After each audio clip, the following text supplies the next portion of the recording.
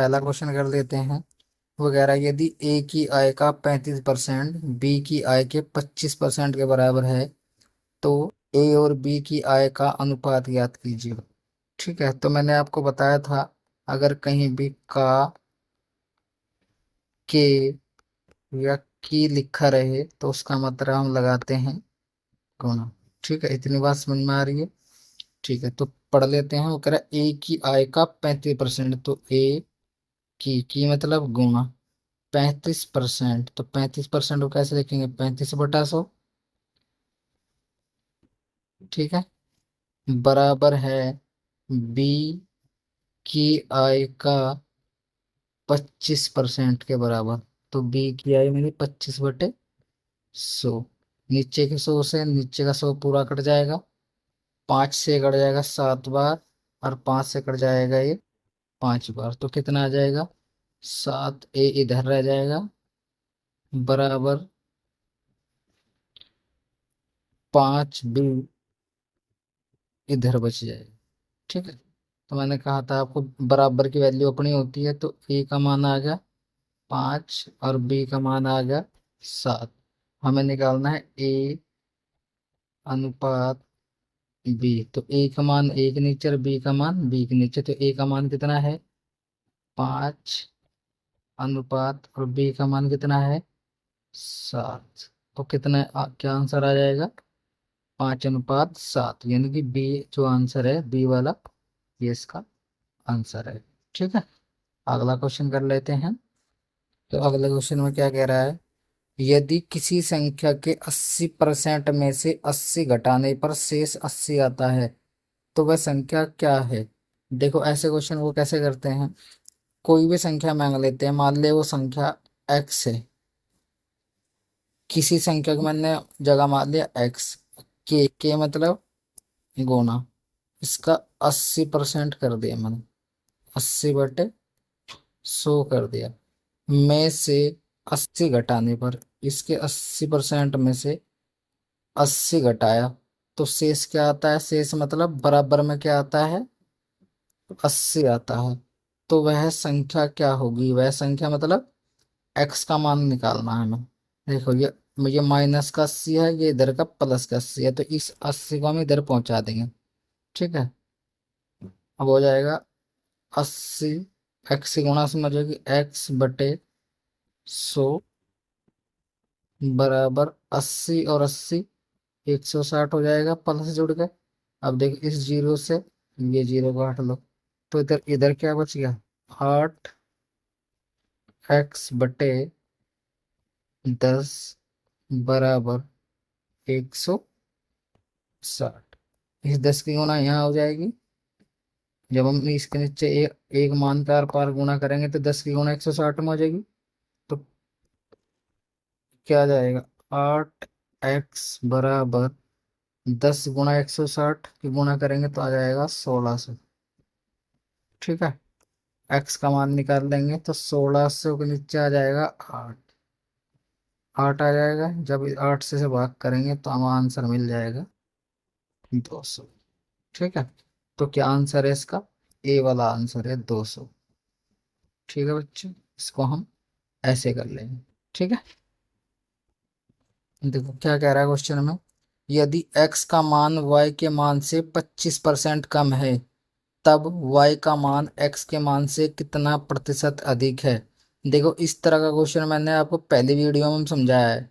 ठीक है, अगर तुमने पहली वीडियो नहीं देखी है तो जाके सबसे पहले उसे देख लें, क्योंकि मैंने इस तरह के सारे क्वेश्चन बताए हैं किस तरह करने हैं। ठीक है, क्वेश्चन 2020 में आया हुआ है, देखो देखो कर लेते हैं। यदि x का मान y के मान से 25% कम है तो पहले x लिख लो और फिर y लिख लो। किसका कम है? x का कम है y के मान से। तो y का अगर 100 रुपये है तो x के पास 75 है, यानी कि 25 कम है, तो इसके पास 75 है। अब वो कह रहा है y का मान x के मान से कितना प्रतिशत अधिक है। तो अधिक प्रतिशत के लिए मैंने तुम्हें क्या बताया था? मैंने बताया था अधिक प्रतिशत के लिए इन दोनों का अंतर कितना है? 100 में से 75 गया 25, उसको हम ऊपर लिखते हैं, और अधिक के लिए छोटी संख्या लिखते हैं या बड़ी संख्या? मैंने बताया था कि अधिक अगर पूछेगा तो उसके लिए हम छोटी संख्या नीचे लिखते हैं। तो 100 में और 75 में छोटी संख्या कौन सी है? 75, और गुना 100 कर देते हैं। ठीक है, 25 से 75 को काटेंगे, 3 बार कट जाएगा, पर 100 रह गया, नीचे 3 रहेगा। तो 100 को जब 3 से भाग करेंगे तो आ जाएगा 33 सही 1/3%। ठीक है, इसका ये आंसर आ जाता है। ठीक है, इसका आंसर क्या है? ए वाला 33 सही 1/3%। ठीक है, देखो इस तरह का एक क्वेश्चन और करते हैं। ए की आमदनी बी की आमदनी से 60% अधिक है, तो ए की आमदनी बी की आमदनी से कितने प्रतिशत कम है? इसमें कम पूछ लिया, और इससे पहले वाले क्वेश्चन में अधिक पूछा था। ठीक है, तो मैंने ये भी बताया था कि कम प्रतिशत के लिए क्या करते हैं। तो सबसे पहले हम लिख लेते हैं ए और बी। अब देखो पढ़ेंगे, ए की आमदनी बी की आमदनी से 60% अधिक है, तो ए की अधिक है। अगर बी की 100 रुपये है बी के पास, तो ए के पास कितने हैं? 60 ज़्यादा हैं 100 से, 160 है। ठीक है, ए की आमदनी बी की आमदनी से कितने प्रतिशत कम है? तो कम प्रतिशत के लिए क्या करेंगे हम? दोनों का अंतर कर लेंगे। दोनों का अंतर 60 है, 160 में से 100 गया। अंतर का मतलब होता है बड़ी संख्या में से छोटी संख्या को घटाना। ठीक है, बड़ी में से छोटी को घटा देते हैं तो हमें अंतर मिल जाता है। ठीक है, ये अंतर बराबर होता है। ठीक है, तो 60 को हम ऊपर लिखेंगे। कम प्रतिशत के लिए क्या करते हैं? दोनों का अंतर और बड़ी संख्या नीचे, तो नीचे क्या आ जाएगी? 160 आ जाएगी, और गुना 100। ठीक है, इस जीरो से ये जीरो कट गई, तो ऊपर रह गया 6 और नीचे रह गया 16। तो 2 से 3 बार कट जाएगा ये, और 2 से ये 8 बार कट जाएगा। तो ऊपर कितनी संख्या रहेगी? 3। एक 3 रह गया और एक 100 रह गया, तो 300 हो जाएगा ऊपर, और नीचे आ गया 8। जब हम 300 को जब 8 से भाग करेंगे तो कितना आ जाएगा? 8 तिया 24, तो आ जाएगा 37.5%। ठीक है, भाग देख देख सकते हैं तुम। 300 को 8 से भाग करोगे तो 37.5 आएगा। ठीक है, कौन सा आंसर है? ये वाला बी। तो क्या कह रहा है? एक संख्या का 63% 2583 है, तो उसका 45% कितना होगा? ठीक है, तो एक संख्या कोई भी मान लेते हैं, मान लिया वह संख्या एक्स है, इसका 63% निकाल देते हैं। तो 63%, 63/100 कितना है? 2583 है। ठीक है, जब इस तरह का क्वेश्चन आता है कि किसी संख्या का इतना परसेंट इतना है या इतना परसेंट इतना है, तो उसे हम बराबर में मान लेते हैं। ठीक है, तो इसके नीचे हम एक मान के इसकी क्रॉस मल्टीप्लाई कर दें, तो हो जाएगा 63x बराबर 2583 गुणा 100। एक्स का मान निकालना है हमें, तो 63 से इसको भाग देना पड़ेगा। जो हम 63 से 2583 को भाग देंगे तो आ जाएगा 41। तो कितना आ जाएगा? एक्स बराबर 41 गुणा 100, यानी कि 4100। तो वो संख्या क्या आ गया हमारे पास? 4100 आ गई वो संख्या। और वो कह रहा है उसका 45% निकाल लो, तो एक्स का मान कितना है हमारे पास? 4100। तो 4100 का 45% निकालना है, तो 4100 गुना 45%, यानी कि 45/100। दो जीरो से दो जीरो कट गई, तो हमें क्या निकालना है? 41 गुना 45 रह गया। तो जब 41 गुना 45 में करेंगे तो आ जाएगा 1845। ठीक है, ये इसका आंसर आ जाएगा। ठीक है बच्चों, चलो आगे बढ़ते हैं। तो क्या कह रहा है क्वेश्चन में? यदि p प्लस क्यू का 20% बराबर है p माइनस क्यू के 50% के, तो p अनुपात क्यों निकालना है? देखो बिल्कुल सिंपल सवाल है। p प्लस क्यू पूरे का 20% कह रहा हो, 20/100। बराबर है P माइनस क्यू के 50% की। ठीक है, और हमें निकालना है P अनुपात क्यू। तो 100 से पूरा 100 काट दो क्योंकि गुणा में है ये, इस जीरो से ये जीरो कट गई, तो यहाँ बच गया P प्लस क्यू, दो बच गया बाहर, यहाँ P माइनस क्यू, यहाँ पे 5 बच गया। फिर दो की गुणा अंदर कर लेंगे तो हो जाएगा 2P प्लस 2Q बराबर 5P माइनस 5Q। ठीक है, अब देखो यहाँ 2P है और यहाँ 5P है, ये भी प्लस का ये भी प्लस का। जब दोनों एक जैसे चिन्ह होते हैं, मान लिया प्लस प्लस के हैं और बीच में बराबर है तो घट जाएंगे, माइनस माइनस के हैं और बराबर है तो भी घट जाएंगे।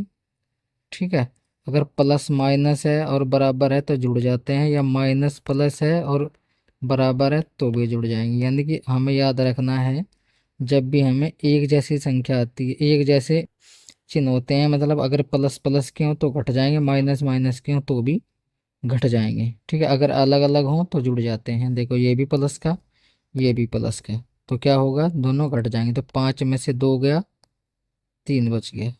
ठीक है, बराबर ये माइनस का ये प्लस का, देखो ये प्लस का है क्यों, ये माइनस का, तो दोनों जुड़ जाएंगे, 5 और 2 7 क्यू।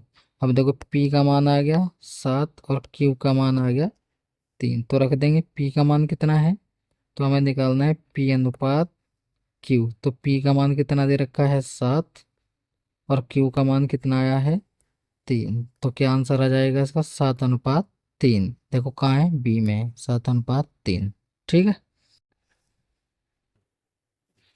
देख इस क्वेश्चन में क्या कह रहा है, किसी संख्या के 55% और उसी संख्या के 14% का अंतर 8610 होता है, तो उस संख्या का 85% कितना होगा। देखो किसी संख्या के मतलब किसी संख्या कोई भी x मान ले, उसका 55%, 55% लिख लिया, 55/100। ठीक, और उसी संख्या के, उसी संख्या मतलब x का ही, का 14%, 14% निकाल लिया, का अंतर मतलब दोनों का अंतर कितना है, 8610 है। वो कह रहा है तो उस संख्या का 85% कितना होगा। तो पहले हम यहाँ से x का मान निकाल लेंगे। देखो नीचे 100 मान लिया हमने, एलसीएम ले लिया 100। ठीक, तो 55x ऊपर रह गया माइनस 14x यहाँ बराबर 8610। अब देखो 55x में से 14x जाकर कितना बच जाएगा, 41 बच जाएगा। कितना बच जाएगा, 41। ठीक है, 41x बराबर 8610, इस 100 की गुणा एक नीचा मान के इसमें हो जाएगी, ये तो ये हो जाएगा ये। ठीक, जब हम 41 से इसे भाग करेंगे तो आ जाएगा 21,000। तो x का मान कितना आ गया, 21,000 आ गया x का मान। ठीक है, अब वो कह रहा है कि उसका 85% बताइए कितना होगा, 85%, यानी 21,000 का 85%, तो 21,000 का 85%। ठीक, दो जीरो से दो जीरो कट गई, तो 210 गुणा 85 जब करेंगे तो आ जाएगा 17,850। कितना आ जाएगा, 17,850। तो क्या उत्तर आ जाएगा इसका, सी 17,850, ये इसका आंसर हो जाएगा। ठीक है, क्या कह रहा है क्वेश्चन में, चीनी के भाव में 20% वृद्धि हो जाने पर, वृद्धि मतलब बढ़ जाने पर, 20% बढ़ गया, एक गृहिणी को चीनी की खपत कितने प्रतिशत कम करनी देनी चाहिए कि इस मद में खर्च न बढ़े। ठीक है, देखो बिल्कुल सिंपल सवाल है, प्रतिशत कम निकालना है हमें, इसमें क्या निकालना है, प्रतिशत कम निकालना है। ठीक है, तो प्रतिशत कम के लिए मैंने क्या बताया था, दोनों का अंतर और बड़ी संख्या नीचे। अब बड़ी संख्या छोटी संख्या कैसे आएगी, अब देखो ध्यान से। चीनी के भाव में 20% वृद्धि होगी। मान ले चीनी पहले 100 रुपये किलो ला रहे थे हम, ठीक। अब उसमें 20 की वृद्धि होगी, और कितनी होगी, 120। जब प्रतिशत की बात होगी तो हम 100 मान के चलेंगे, ठीक है। तो कितनी वृद्धि होगी, 120 होगी। अब देखो दोनों का अंतर कितना आ गया, 20 आ गया। प्रतिशत कम पूछा है, प्रतिशत कम, ठीक है। क्या निकालना है, प्रतिशत कम निकालना है। देखो क्वेश्चन कैसे करेंगे, चीनी के भाव में 20% वृद्धि हो जाने पर एक गृहिणी को चीनी की खपत कितने प्रतिशत कम कर देनी चाहिए कि इस मद में खर्च न बढ़े, ठीक है। अब देखो क्या पूछा है, प्रतिशत कम पूछा है, तो प्रतिशत कम के लिए हम क्या करते हैं, दोनों संख्याओं का अंतर, नीचे बड़ी संख्या और गुणा 100, प्रतिशत निकाल देते हैं। अब देखो दो संख्या कैसे आएंगी, अब देखो पहले चीनी का भाव कुछ था उस, लेकिन उसके बाद क्या हो गया, 20% वृद्धि होगी। मान लिया हम 100, मान लें कि पहले 100 था, फिर उसमें 20 की वृद्धि होगी, 120 हो गया होगा, ठीक है। अब वो कह रहा है कि ग्रैंड को कितनी चीनी की खपत कितने प्रतिशत कम कर देनी चाहिए, तो प्रतिशत कम निकालना है, हमें प्रतिशत कम निकालना है। तो क्या करेंगे, दो संख्या का अंतर कितना, 20, तो अंतर को नीचे लिखेंगे, और कम के लिए बड़ी संख्या नीचे, 120 गुणा 100।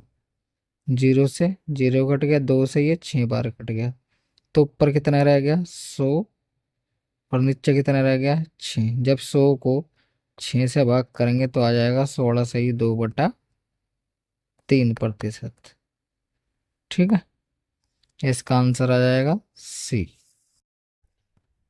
तो हमें नेक्स्ट क्वेश्चन कैसे करना है, देखो ध्यान से पढ़ेंगे। वो कह रहा है एक परीक्षा में 900 लड़कियां तथा 1100 लड़के बैठे हैं, ठीक है। एक कोई पेपर हो रहा है, कोई परीक्षा हो रही है, उसमें 900 तो लड़कियां हैं और 1100 लड़के हैं, ठीक है।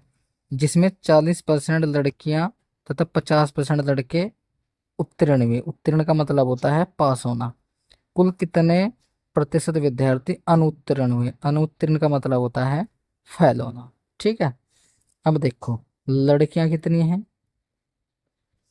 लड़कियां लड़कियां हैं 900, ठीक है। लड़के कितने हैं, लड़के हैं 1100, ठीक है। अब वो कह रहा है इसमें से 40% लड़कियां, यानी 40% तो लड़कियां पास हुई हैं और 50% लड़के पास हुए हैं। तो 900 का क्या करें हम, 900 का 40% निकाल लो। ये लड़के पास हुए हैं, तो 900 गुना 40/100, दो जीरो से दो जीरो कट जाएंगे। जब 9 की गुना 40 में करेंगे तो 360 हो जाएगा। तो 360 लड़कियां पास हुई हैं, लड़के 1100 का 50%, 50% कह रहे हैं ना पास हुए हैं, तो 50/100, दो जीरो से दो जीरो कट जाएंगे, 11 की गुना 50 में करेंगे तो आ जाएगा 550।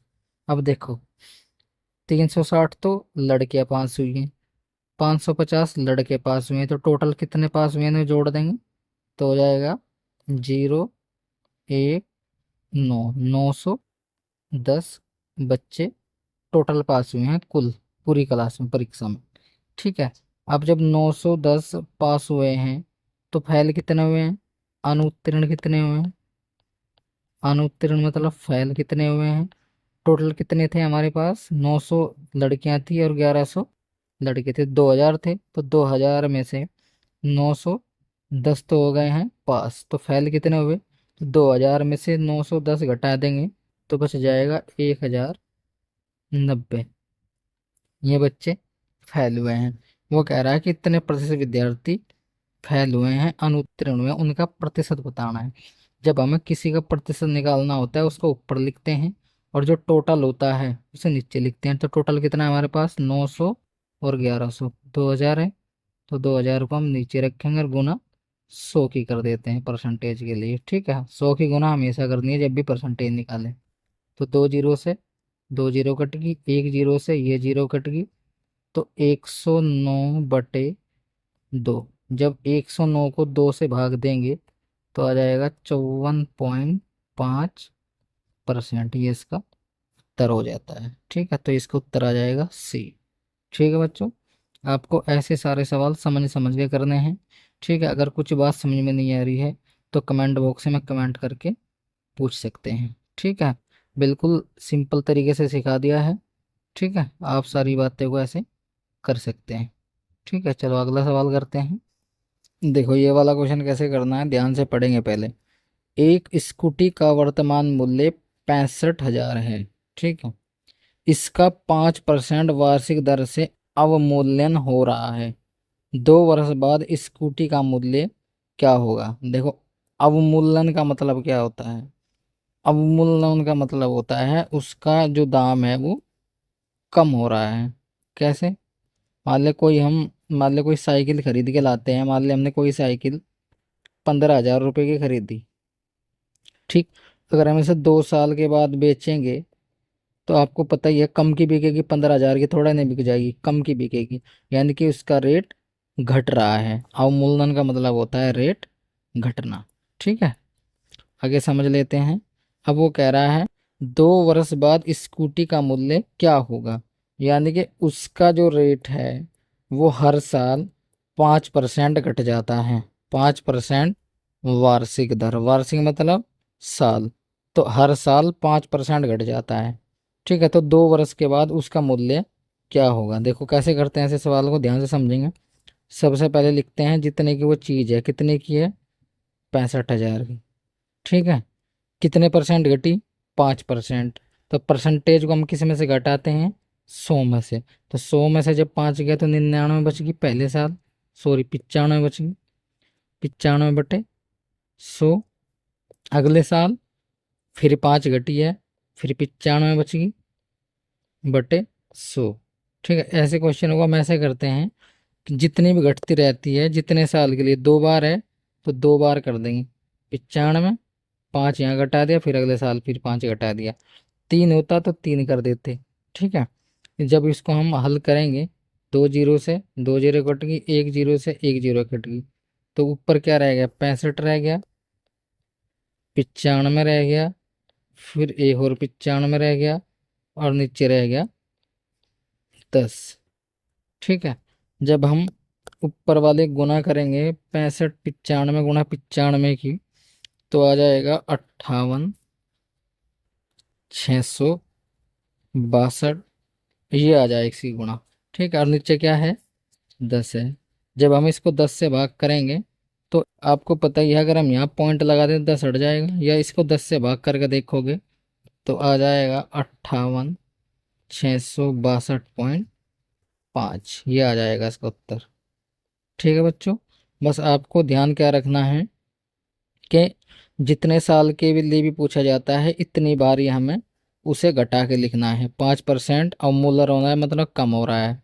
अगर कोई चीज़ अधिक हो रही है तो उसे हम 100 में जोड़ के लिखते हैं। ठीक है, अगर कोई घट रही है तो उसे हम 100 में से घटा के लिखते हैं। ठीक है, इतनी बात तुम्हें याद करनी है। अगर कोई चीज़ बढ़ रही है तो 100 में जोड़ के लिखेंगे, और कोई चीज़ घट रही है तो उसे 100 में से घटा के लिखेंगे। अवमूल्यन का मतलब होता है घट रही है, इसलिए मैंने 100 में से घटा के लिखा है। ठीक है, इतनी बात समझ में आ गई है। चलो अच्छी बात है, आगे चलते हैं।